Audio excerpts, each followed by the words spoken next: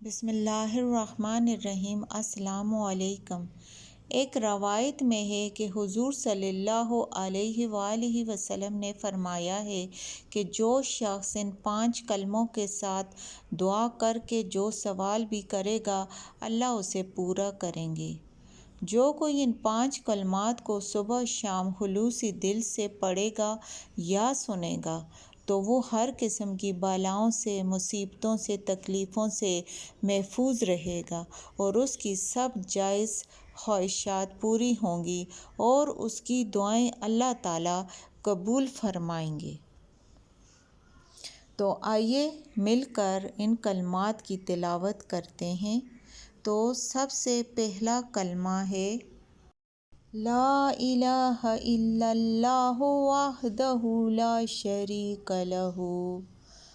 ترجمہ: اللہ کے سوا کوئی معبود نہیں، وہ اکیلا ہے، اس کا کوئی شریک نہیں۔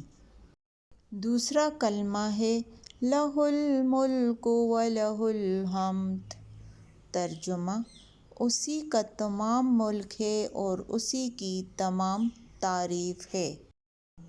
تیسرے نمبر پہ وَهُوَ عَلَىٰ كُلِّ شَيْءٍ قَدِيرٌ، اور وہی ہر چیز پر قادر ہے۔ چوتھا کلمہ ہے لا الہ الا اللہ۔ ترجمہ: اس کے سوا کوئی معبود نہیں۔ پانچویں نمبر پہ ہے وَلَا حَوْلَ وَلَا قُوَّةَ إِلَّا بِاللَّهِ۔ ترجمہ: اور کوئی بھی طاقت اور کوئی بھی قوت اس کے بغیر میسر نہیں۔ خود بھی ان کلمات کی صبح و شام تلاوت کریں اور دوسروں کے ساتھ شیئر بھی کریں تاکہ سب ان کلمات کا زیادہ سے زیادہ فائدہ اٹھا سکیں۔ جزاک اللہ۔